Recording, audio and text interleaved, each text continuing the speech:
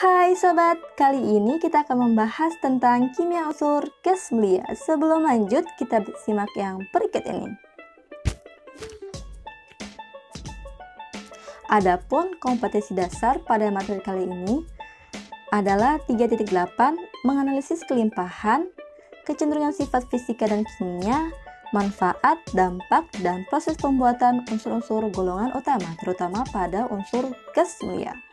Nah, adapun indikator pencapaian kompetensi kali ini, yang pertama adalah menjelaskan contoh manfaat unsur-unsur gas mulia dalam kehidupan sehari-hari, menganalisis kecenderungan sifat fisika dan sifat kimia unsur-unsur gas mulia, menganalisis kelimpahan unsur-unsur gas mulia di alam, menjelaskan proses pembuatan unsur-unsur gas mulia, dan menganalisis manfaat dan dampak penggunaan unsur-unsur gas mulia.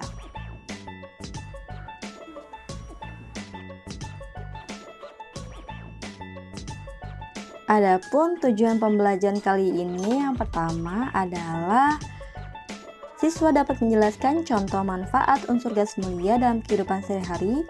Siswa dapat menganalisis kecenderungan sifat fisika dan sifat kimia unsur-unsur gas mulia. Siswa dapat menjelaskan kelimpahan unsur-unsur gas mulia di alam. Siswa dapat menganalisis manfaat dan dampak penggunaan unsur-unsur gas mulia. Dan terakhir, siswa dapat menjelaskan proses pembuatan unsur gas mulia. Kimia unsur gas mulia.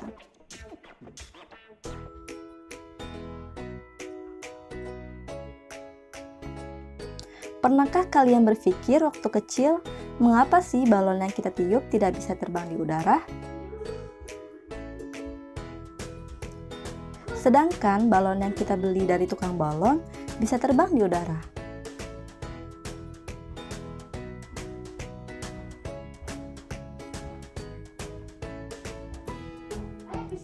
Mengapa demikian? Ternyata hal ini disebabkan karena adanya perbedaan kerapatan suatu zat satu dengan zat yang lain. Lalu, apa yang dimaksud dengan kerapatan dan apa hubungannya balon bisa terbang di udara dengan kerapatan suatu zat? Kerapatan suatu zat atau massa jenis adalah hasil bagi massa zat oleh volumenya. Adapun satuannya gram per cm kubik atau kilogram per meter kubik. Seperti yang kita ketahui bahwa massa jenis dari gas helium adalah 0,18 kg per meter kubik. Sedangkan massa jenis dari udara di atmosfer adalah 1,29 kg per meter kubik. Jika dibandingkan keduanya, maka udara di dalam balon berisi gas helium lebih kecil daripada massa jenis udara di atmosfer. Sehingga balon bisa terbang di udara karena diisi dengan gas yang memiliki massa jenis yang lebih ringan daripada massa jenis udara di sekitarnya.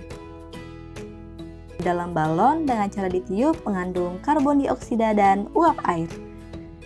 Adapun massa jenis totalnya kurang lebih 2,57 gram per meter kubik, sedangkan massa jenis udara di atmosfer 1,29 kg per meter kubik.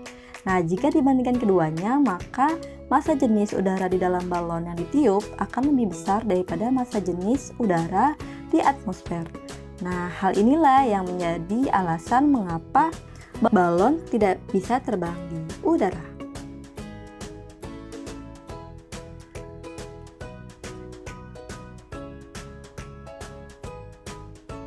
Jadi gimana sob? Sekarang udah jelaskan alasan mengapa balon yang ditiup tidak bisa terbang di udara. Helium merupakan salah satu unsur gas mulia.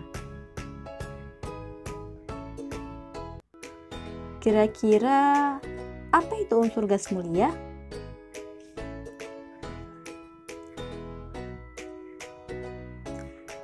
Gas mulia adalah unsur-unsur yang terletak pada golongan 8A dalam sistem periodik unsur. Nah, unsur ini awalnya dikenal sangat stabil atau sukar bereaksi, namun penemuan Niels Bohr ini menjadikan berbagai senyawa gas mulia dapat disintesis. Nah, adapun unsur-unsur ini terdiri dari helium, neon, argon, krypton, xenon, dan radon. Adapun sifat-sifat unsur gas mulia yang pertama adalah cenderung stabil karena memiliki kulit valensi yang terisi penuh. Yang kedua adalah ciri khasnya tidak berwarna, tidak berbau, dan tidak berasa. Yang ketiga adalah titik leleh dan titik didihnya cenderung sangat rendah. Yang keempat adalah bersifat gas monoatomik, yakni atom-atomnya berdiri sendiri. Dan yang terakhir adalah kerapatannya cenderung bertambah dari atas ke bawah.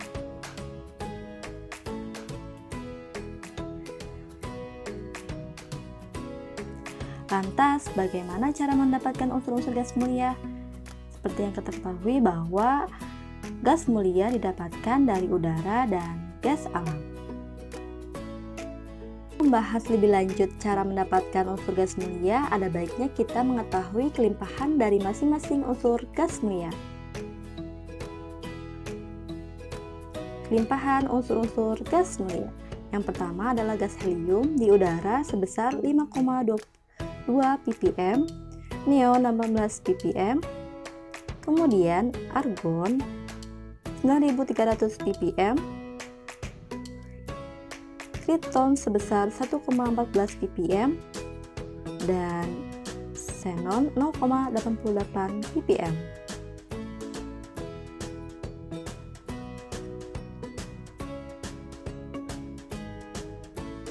Selanjutnya kita akan membahas cara memperoleh unsur gas mulia,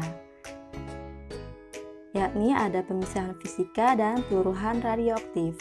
Pemisahan fisika terdiri dari ekstraksi unsur dari udara, meliputi teknik pemisahan udara, proses absorpsi, proses distilasi yang akan menghasilkan argon, krypton, dan xenon.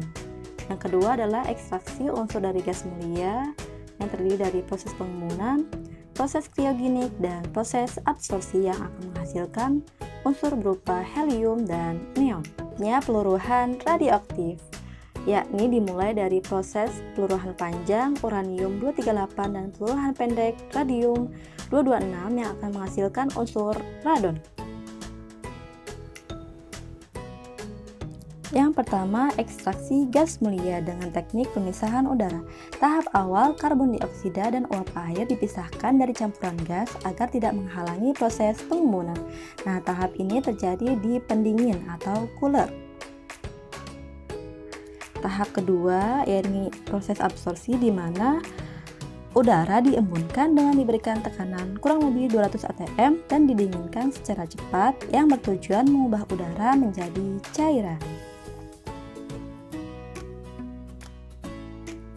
Masih tahap kedua, yakni proses absorpsi, di mana sebagian besar udara akan membentuk fasa cair dengan kandungan 60% gas mulia yang terdiri dari argon, krypton, dan xenon, dan 30% oksigen dan 10% nitrogen. Selanjutnya tahap ketiga, yakni proses distilasi fraksional, di mana udara dipisahkan yang berlangsung di kolom distilasi fraksional bertekanan tinggi.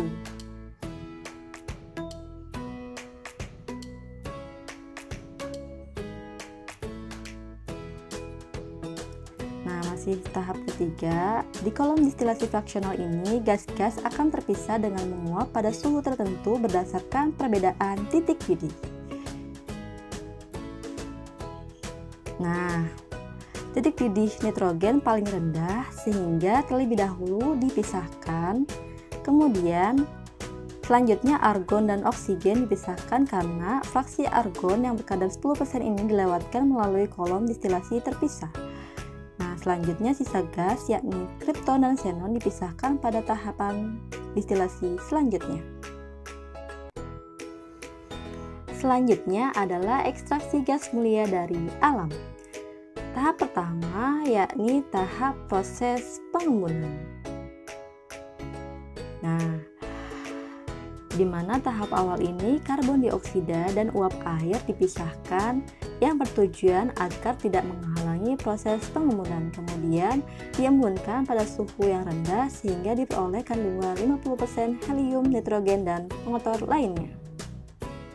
Yang kedua adalah proses kriogenik, di mana helium dimurnikan dengan proses kriogenik dengan diberikan tekanan lalu didinginkan secara cepat agar nitrogen mengembun sehingga dapat dipisahkan. Selanjutnya proses adsorpsi, di mana campuran gas dilewatkan melalui bahan penyerap atau adsorbent bed berupa aram teraktivasi. Nah, proses ini menghasilkan helium dengan tingkat kemurnian 99,997% atau lebih.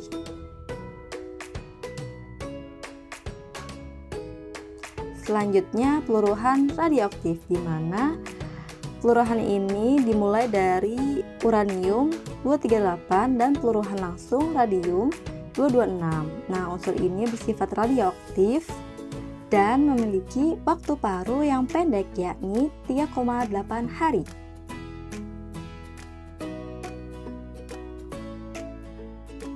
Nah, untuk lebih lengkap lagi, yuk kita intip video selanjutnya.